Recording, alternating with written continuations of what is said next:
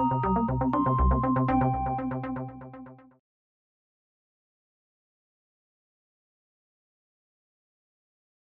does your district look like now versus when you ran 2 years ago? My district actually includes you, the Herald. The Herald, yeah. So it goes all the way down into Brickell. Okay. 10 blocks in Brickell. It crosses Biscayne, which it never crossed Biscayne before. We lost Hollywood. Biscayne East? Biscayne East. It never went that far across.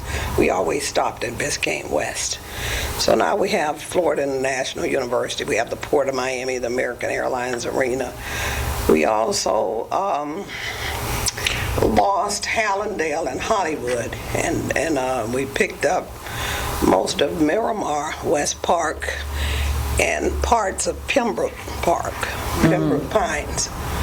So it didn't change that much. We lost population because of redistricting, so we had to pick up 40,000 residents, and we picked them up. In Broward? No, we lost Hollywood and Hallandale, but they gave us across Biscayne.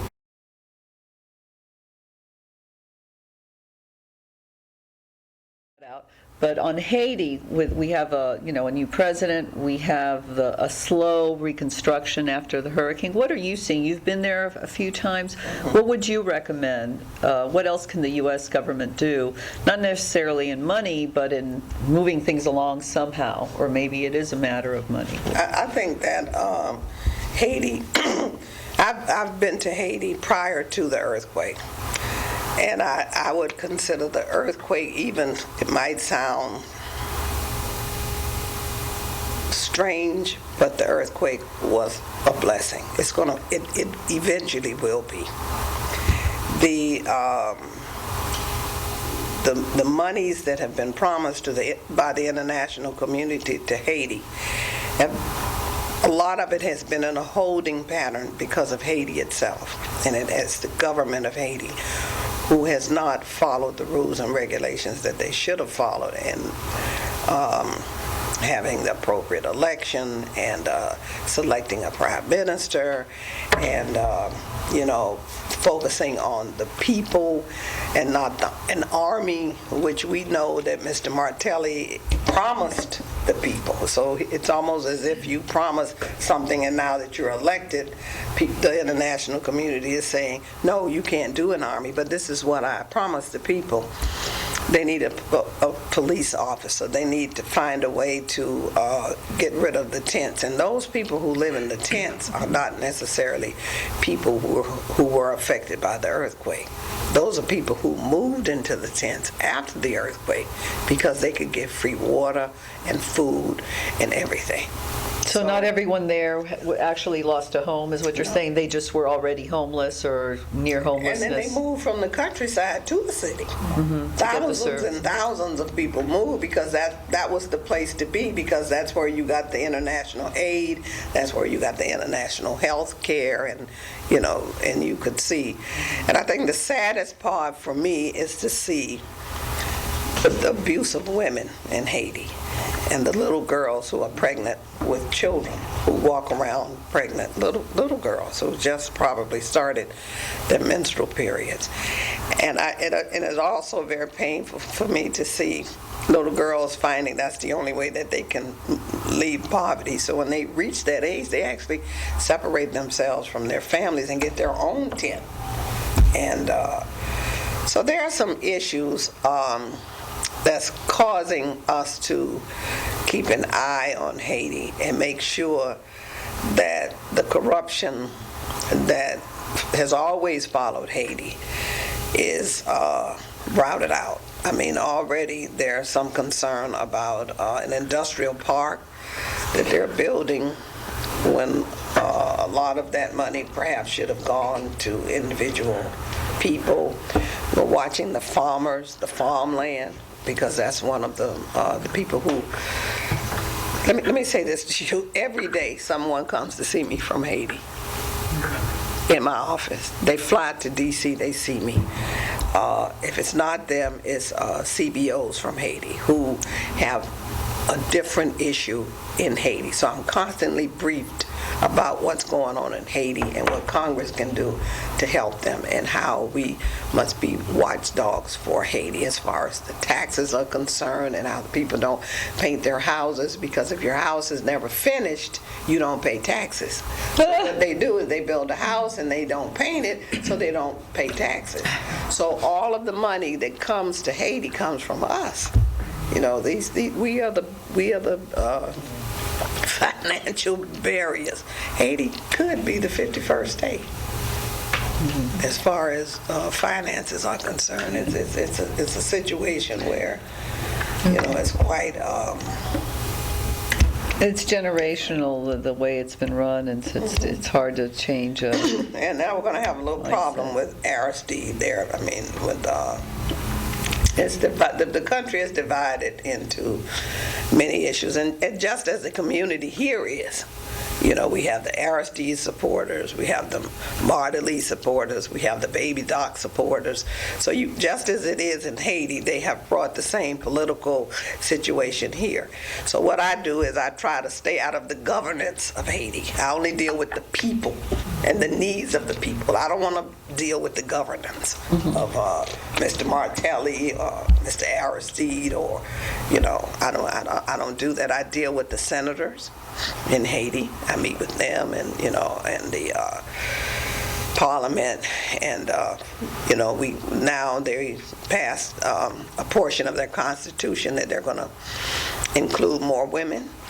So I'm looking to make sure that happens, because I think there's a difference in the way women legislate and the way men do. I think there's a something that has to do with your heart, and that's what they need in Haiti. And we're going to see that some of those changes as we move forward.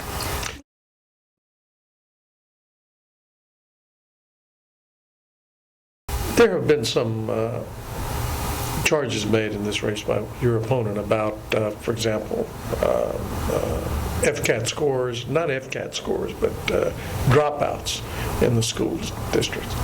And he's tried to connect that to you somehow, or to say that somehow the district, the congressional office, is partly responsible for this.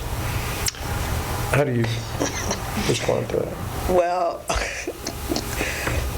just like I explained from the very beginning, the way that the district was drawn, it's what you call the inner city. So the inner city in any city, any state, any city that has an inner city, that's where the dropout rates are going to be the highest. So it doesn't matter who the congressional person is.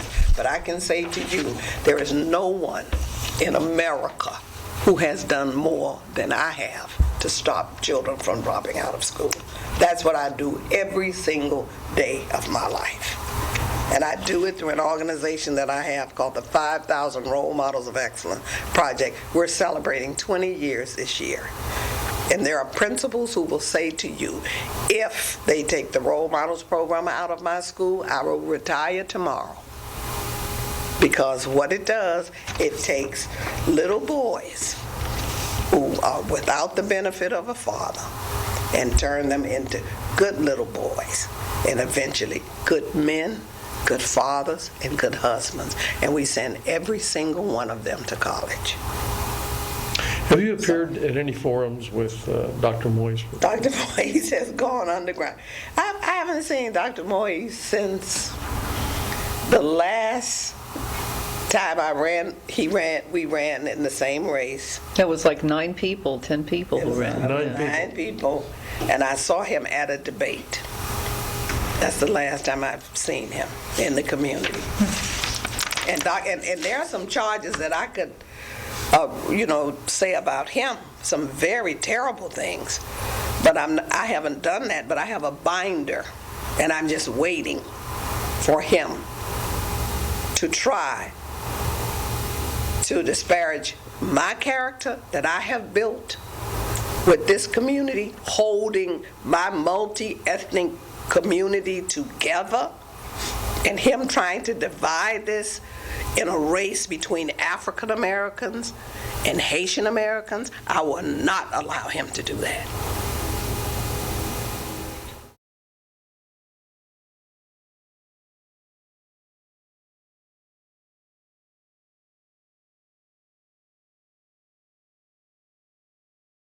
Let me change the topic a little bit. The governor here has decided, apparently on his own, without consulting with the legislature, not to take part in the expansion, the Medicaid expansion under the Affordable Care Act. Is there anything that I have a Congress letter. can do about I have a that? letter that I have written him. I've had conversations with the governor on Saturday mornings at 8 o'clock. That's the kind of appointments he gives me. So he'll call my house at 8 o'clock in the morning on Saturdays. Had a conversation with him about the FCAT, and I see that he's moving towards what I told him. Okay? So I have an appointment. I wrote him a letter about the Medicaid.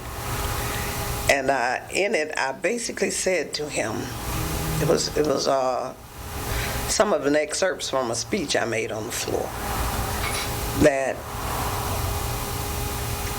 irrespective of policy, Republicans suffer too.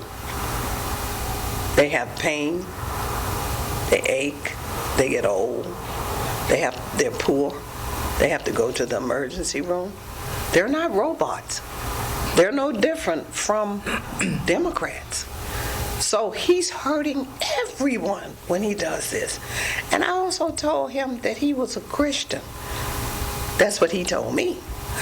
That's what he said to me that he was when we discussed the FCAT. And I said, according to the teachings of the Bible, we're supposed to take care of the elderly, the poor, the prisoner, the foster child, the suffering, the single mother.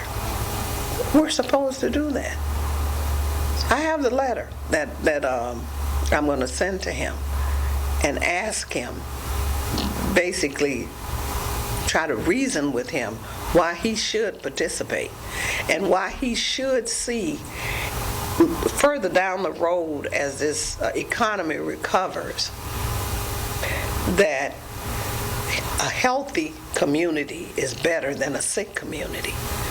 And if he can help these people be well, they can work as we try to create jobs for them, as we close the digital divide, and we try to pass Mr. Obama's jobs bill and my jobs bill, as we try to connect people on my website with jobs. That's the only way that you're going to reduce the deficit. Reduce the deficit by putting people to work, because when people work, they pay taxes. And when people pay taxes, then the deficit is reduced.